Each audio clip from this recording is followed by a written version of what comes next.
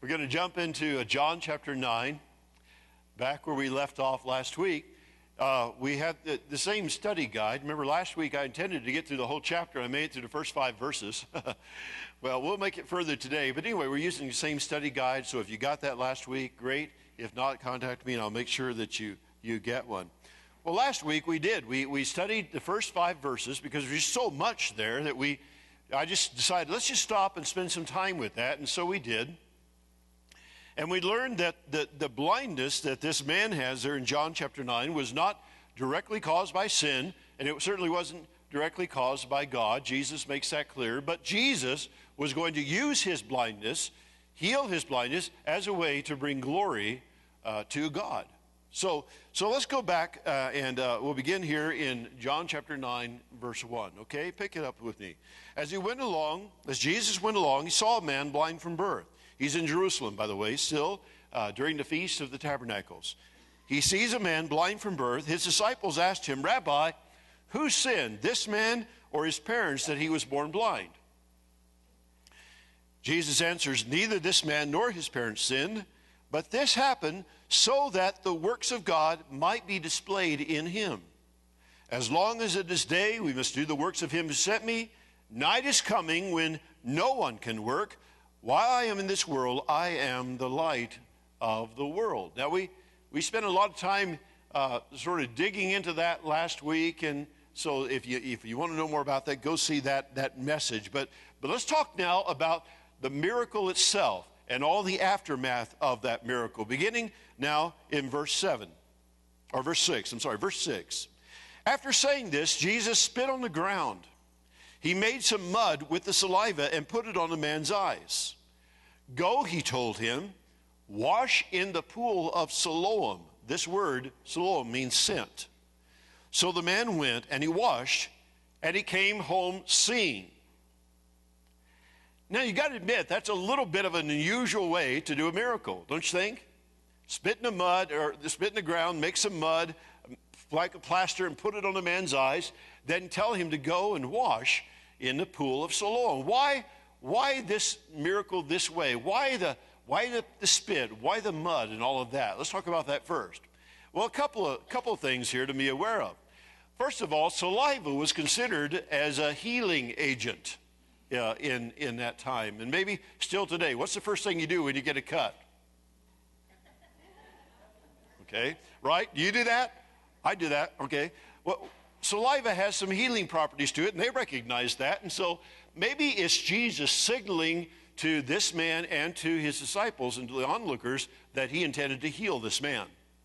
That was his way of signaling that. But I think there's something even more here. Remember that Jesus is the one who created our eyes. He is the one who created us. He created everything. And I think in a way here, Jesus is reenacting creation. He is taking the dirt of the ground, the very substance that he made us with. He's making a mud pack out of it, putting it on this man's eyes, saying, "I am the one who made your eyes. I'm about to remake them. I'm about to recreate your eyes. Blindness is not what I intended. This was not God's will. That's a result of being in a fallen world." And Jesus is saying, "I am the light of the world, and I am the one who gave light to your eyes to begin with, and I am the one who can give light again to your eyes." So maybe that's the significance of that as well. But why tell this poor man? He's already blind, and now he's got to make his way with mud on his eyes down to this pool of Siloam to wash in this one special pool. Why didn't Jesus say, "Well, somebody grab some water real quick, wash his eyes, get a bucket of water, bring it over here"? Why the pool of Siloam? Well, this is really, really interesting. Really interesting, okay? The pool of Siloam was a pool that was located at the end of Hezekiah's tunnel. Okay, we got a few pictures to show here of Hezekiah's tunnel. This is it. It's under the city of Jerusalem. It's a 1,750-foot long tunnel carved through solid rock, built by King Hezekiah back in the late 700s BC as a way to protect the city against a siege. If an army came, a foreign army came, and they built a siege around the city, they wouldn't have water in the city. And so outside the city was the spring of Gihon. And Hezekiah had a tunnel dug from that spring outside the walls to inside the walls, underneath the ground, where an army could not find it. And it ended in this pool of Siloam. My son and his wife were able to go to Jerusalem this summer. And they were able to walk through the pool, the tunnel of Hezekiah and see all of this. Let's see the next slide. And even the next one after that. On the wall is this inscription. You can't see it very well, but it tells how Hezekiah had it built and how he had teams of construction workers, whatever, start on each end and dig through, and they met in the middle, and this is where they met. And that inscription on the wall of the tunnel tells all about that. And then the next one is the pool of Siloam. You see, this is where the spring comes out over there on the far end, and it ends here in the pool of Siloam. So Jesus told this man, go to the pool of Siloam and wash your eyes in the pool of Siloam. And John makes this note. He says the pool of Siloam, the word Siloam means what? Sent. Now, John's not wasting any words. He doesn't just throw that in so we'll know what Siloam means. He means something important by that. What he's trying to say is Jesus is the one who has been sent to give light to your eyes. Jesus says, I am the one sent. Just like this water is being sent from outside the city to inside the city. That's why they call it Siloam. The water was sent from outside to inside to bring salvation and bring life and bring hope. So Jesus was sent by God to give light to our eyes, to bring healing, to bring hope, to bring salvation. And so Jesus is saying, you go to this pool that means sent, that symbolizes me. I am your pool of Siloam. If you are blind, come to me. If you know somebody who's blind, spiritually speaking, send them to Jesus, because only Jesus can bring sight to the blind, right? Only he can bring healing. He is our pool of Siloam. So this blind man obeys, which I find pretty amazing already. If somebody comes up and wipes mud on my eyes and tells me to go wash in the pool, I'm not sure I would just get up and go obey. But this man does. Says something about his character right there. He goes and he washes, and what happens? He comes back seeing. Can you imagine that? He has been blind from his birth. He has never seen the light of day. He's never seen the face of his parents. He's never seen the colors of the sky, the rainbow. He's never seen any of that. And all of a sudden, all this whole world of color and faces and people and things, all of that opens up to him just in an instant. Amazing. When Susan and I were going to college down in Lubbock, Texas, I think it was our sophomore year or something like that. We were on our way back, spring break, and this guy calls me up. He was going to the Sunset School of Preaching down in Lubbock. And he says, can you give me a ride home? I live in Longmont. I said, well, sure. We got room in the car. He said, oh, by the way, I'm blind. Okay, that's fine, no problem. Oh, by the way, I want to bring my Bible with me. Braille Bible. You know how big a Braille Bible is? You know how many volumes a Braille Bible is? Filled the whole trunk of my 67 Chevelle Malibu. Unbelievable. I mean, I had that thing jacked up like this and put that Bible in it. It was like, Well, he came along and he says, oh, by the way, I have a seeing-eye dog, a Labrador Retriever. Okay, I think you can get him in. Pretty big dog, So I said, oh, by the way, my roommate's coming home with us too, and he only has one leg. It was his left leg too, by the way. So he only has his left leg, so he's coming home, and he's from Port Arthur, Texas, never seen snow in his whole life. So he's coming home to Colorado to see snow. So Ed's sitting in the passenger seat. Susan's sitting in the middle of the bucket seats on a blanket rolled up there. I'm driving. The dog is dripping saliva down my neck in the back seat. Tom's sitting in the back seat, blind, can't see, never seen anything in his life. And Ed, my roommate, is trying to describe to him everything that he's seeing. So as we're driving down the road, he's trying to say, okay, Tom, the sky is blue. Tom's going, what is blue? The mountains, look how big the mountain. Tom's going, what are mountains?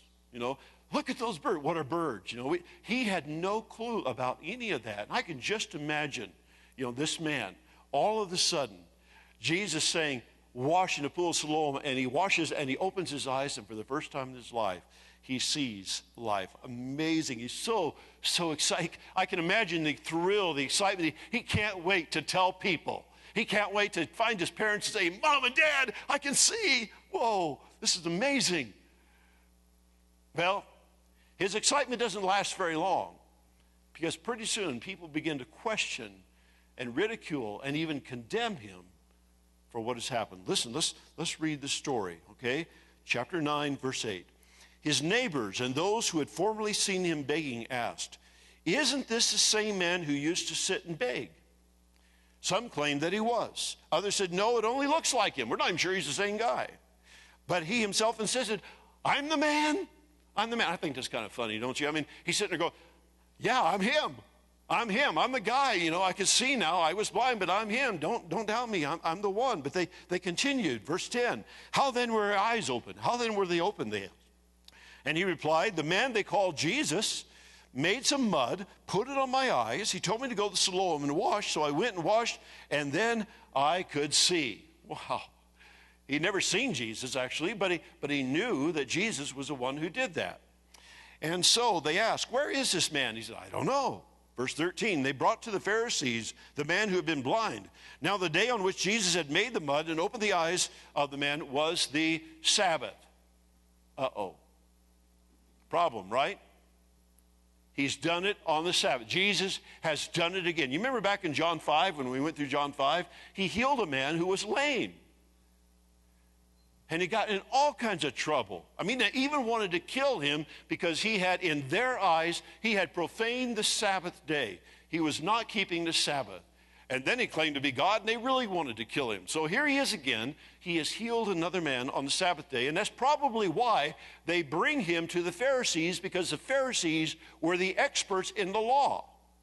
And so if you have a question about the law, or someone has broken the law, or supposedly broken the law, then you bring him to the Pharisees, and the Pharisees are going to hold court now and determine the guilt of this person. So they bring him to the Pharisees. Verse 15, therefore the Pharisees also asked him how he had received his sight. And he said, he put mud on my eyes, and in reply, and I washed, and now I see. Kind of getting shorter each time there. Okay, put mud on my eyes, I washed, now I see. And some of the Pharisees said, this man, this Jesus guy who put the mud on your eyes, he's not from God, for he does not keep the Sabbath. Automatically, just like that. He can't be from God because he doesn't keep the Sabbath. He doesn't keep the law. But others asked, how can a sinner perform such signs? So they were divided. And that's what Jesus does, by the way. Jesus brings division. Jesus brings division, not that he wants to, not that he's trying to, but because there are people that no matter what he does will not see the truth. They are so locked in their little worlds, their little tunnel vision worlds, that that's all they can see, and they don't want to see anything else. And that's the Pharisees right here. And so there's division among them. They can't see the truth. They won't see it. Verse 17. So they turned again to the blind man. They said, what have you to say about him? It was your eyes he heals. What do you think about him? In other words, this man healed you. Who do you say he is? And the man said, he's a prophet. What he's saying there is, I really don't know. You know, I've never even seen him myself. But I know what he did, and he healed me, so he must be from God. He must be a prophet. He must be from God. Kind of like Nicodemus. Remember Nicodemus came to Jesus at night, John 3? Remember what he said? He said, no one could do the things you're doing unless he was sent from God. You know? And that's kind of what this man says here. How do you think he healed my eyes? If he wasn't sent from God, if he's not from God, if he's not at least a prophet, how in the world did this happen? By the way, Nicodemus may have been there. Nicodemus was a Pharisee, remember? He might have been there. I wonder what he was thinking while all this was going on. Well, verse 18, they still did not believe that he'd been blind and he had received his sight. They didn't believe he was even blind at one point. They thought this is all a big hoax. And so they sent for his parents and they asked him, is this your son? Is this the one you say was born blind? How is it that he can now see? It's almost like they're questioning if they're even telling the truth. You say he was born blind. Are you sure you're telling the truth? Maybe you parents have just set this up as some big hoax so he could sit out there and he could beg and he could bring money in and stuff in for you. Maybe you've set it up. Maybe he never was blind to begin with. Well, surely his parents are going to stick up for him, right? That's what parents do. Not so much. Verse 20, they say, we know he's our son. Yeah, we can identify him. We know he was born blind. He really was. But now, how he sees, we don't know. How he can see, we don't know. We don't know who opened his eyes. We don't know. Ask him. Like, put it back on him. Ask him. He's of age. He'll speak for himself. Why does parents say that? Well, verse 22. His parents said this because they were afraid. They were afraid of the Jewish leaders who had already decided that anyone who acknowledged that Jesus was the Messiah would be put out of the synagogue. And that's why his parents said, ask him. He's of age. Now that is a serious threat. It doesn't sound all that serious to us, but if you were living back then, you were a Jew and you were part of the Jewish community, to be put out of the synagogue was like a death sentence, really. Because the synagogue was everything. It was your fellowship circle. It was where you had friends, you had teaching, people provided for one another. I mean, everything depended on that. And so to be put out of the synagogue mean you would be totally rejected by everyone. You would be excommunicated from the fellowship of your friends, your family, and everyone else. It was literally like a death sentence. And so his parents are scared to death that if they stand up for their son, that might happen to them. And so they say, ask him. Ask him. He's of age. He can talk for himself. So, verse 24, a second time they summoned the man who had been blind. Give glory to God by telling the truth. They said, we know that this Jesus is a sinner. We're sure of it. Love how he answers. This guy says, well, whether he's a sinner or not, I don't know. One thing I do know, I was blind, but now I see. Isn't that a great answer? Amazing answer. I don't pretend to know as much as you guys. I mean, you're the ones in the fancy robes, right? I mean, you got all the degrees and all the diplomas on the wall and all that stuff. You know all this stuff. I don't know all this stuff. I've just been blind all my life. I've been sitting out there trying to eke out a living all my life. I don't know, but I do know one thing. I was blind, but now I see. Something incredible has happened. And it happened at the hands of Jesus. That's amazing.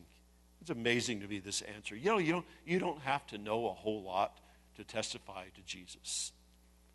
I think we get that impression sometimes. We gotta have a master's degree. You gotta have a doctorate degree in Bible. We gotta have all this learning. We gotta know all these places where all these verses are. We gotta have everything all figured out before we can really be a testimony to Jesus Christ, a witness for Christ. Is that true?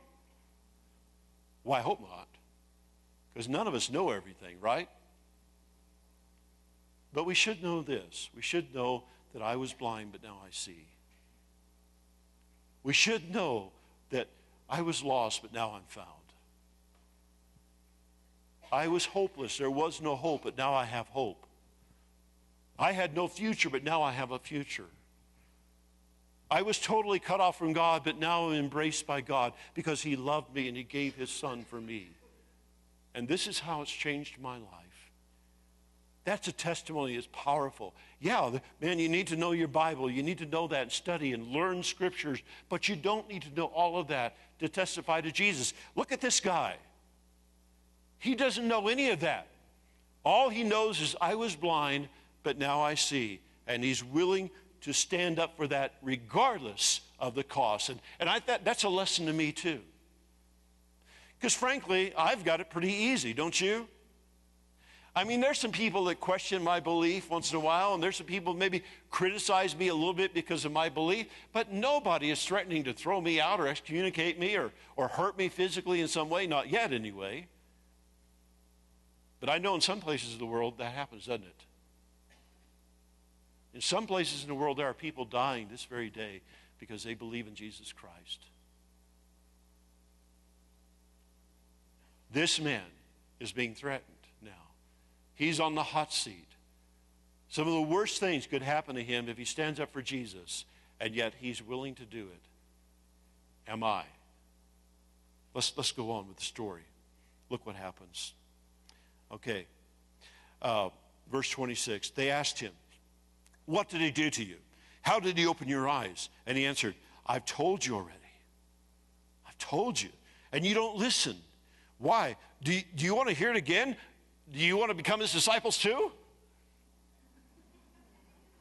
Getting a little snarky, isn't he? Okay? I mean, a little sarcastic. I would too. Wow, this guy got a lot of guts. He's talking to these religious leaders that have the power to excommunicate him or maybe even worse, kill him.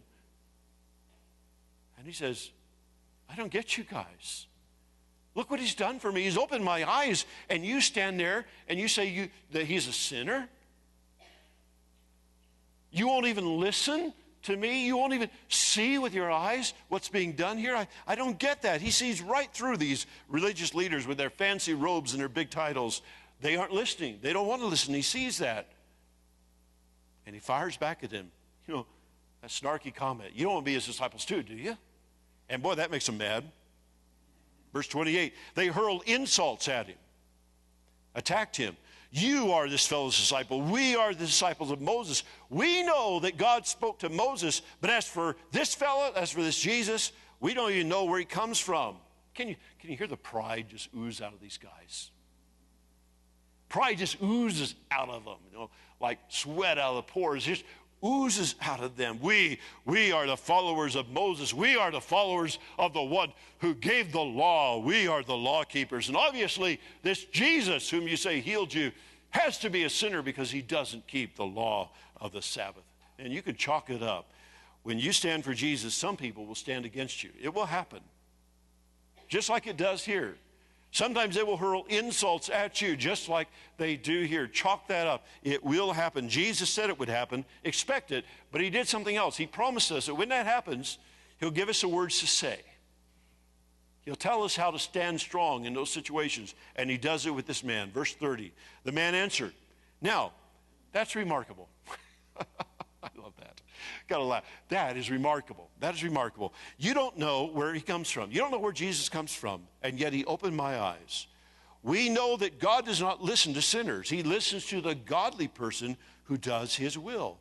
Nobody's ever heard of opening the eyes of a man born blind. If this man were not from God, he could do nothing. Great point. Sharp guy. If he's not from God, as you claim, how did he heal me? If he's a sinner like you claim he is, not from God, then there's no way that God would answer his prayers and heal me. He's saying, this isn't complicated, guys. This is really very simple. But they won't listen. They don't want to listen. And so verse 34, to this they replied, you were steeped in sin at birth. How dare you lecture us? And they threw him out. They've got the same view of sin and infirmities that the disciples had back in verse 2. Who sinned that this man should be born blind, him or his parents? And they're saying, you were steeped in sin. That's why you were born blind. You were a sinner at birth. How dare you lecture us, the authorities on the law of Moses? Oh, wow. God, strike me dead if I ever say something like that. If I ever get to that point where I've got that kind of pride, that kind of arrogance. You know, if our understanding of what God has done for us doesn't drive us to our knees and humble us, then we have missed the point, haven't we? If our understanding of this whole scheme of redemption, that we are sinners and deserve nothing but wrath and death and being cut off from God, but God gave us Jesus instead, if that doesn't drive you to your knees in humility, then you are blind. Oh, pray that we would never, never become like that. Well, they threw him out. They threw him out. They threw him out of the synagogue. They excommunicated him, just like they threatened. They cut him off, a fate worse than all the years of blindness he had endured. So now no one will talk to him. No one will put money in his cup. No one will feed him. No one will house him. No one will allow him to worship the Lord with him in the synagogue. He is like a leper now. He is one of the unclean ones, cut off from the fellowship of the people, cut off from God. But not really. Because you see, we are never alone. We are never cut off when we stand with Jesus Christ, right? What can separate you from the love of God that is in Jesus Christ? What's the answer? Nothing. Romans 8, right? What can separate us from the love of God that's in Christ Jesus? Nothing. Not anything in this world or in below the world or above. Nothing can separate us from the love of God that's in Christ Jesus our Lord. And so even though he is cut off from his society and his family, his friends, and even sustenance to survive, he is not cut off from God. And so Jesus finds him. Verse 35. Jesus heard that they'd thrown him out. He heard that. And so he came and he found him. And when he found him, he said, "Do you believe in the Son of Man?" Here's Jesus standing before this man on the street. Out in the street. And he says, "Do you believe in the Son of Man?" And the guy says, "Who is he, sir? Tell me so I might believe in him." He's never seen Jesus with his eyes. And Jesus said, "You have now seen him. In fact, he is the one speaking with you.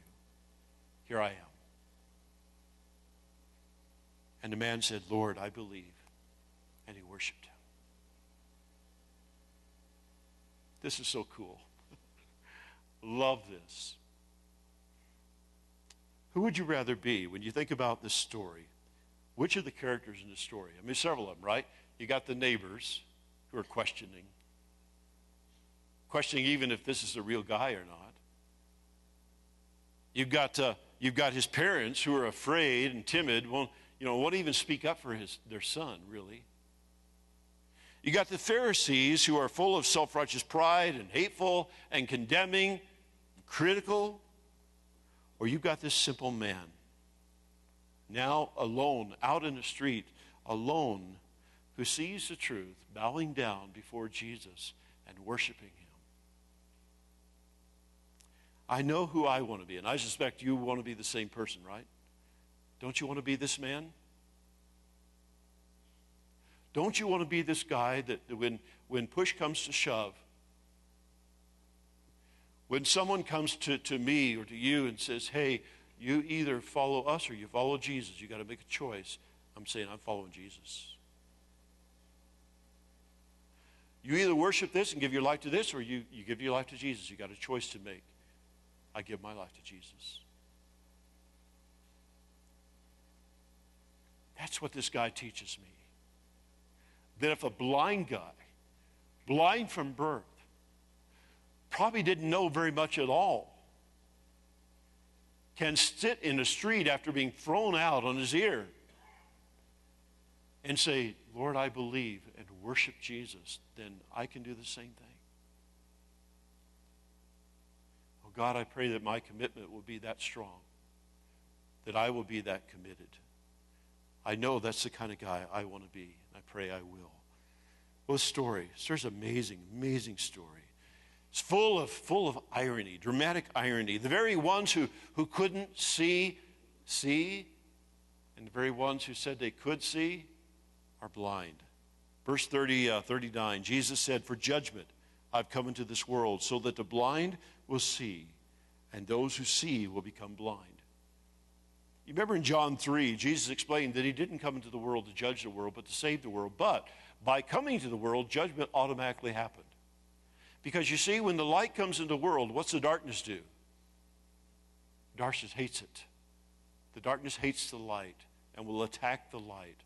And so even though Jesus didn't come to the world for the express purpose of judging the world, judgment happens. And you see judgment happening right here in this place. Verse 40, some of the Pharisees who were with him heard him. They're out there on the street with him, and they heard him, and they said, "What, are you saying that we're blind too?" And Jesus said, "If you were blind, you'd not be guilty of sin. But now that you claim you can see, your guilt remains." You remember how this whole episode started? It started with a question, didn't it? Start with the question, Jesus, who sinned, this man or his parents, that he should be born blind? And here is the answer. It's not the blind man, but it's those who say we know when they really don't.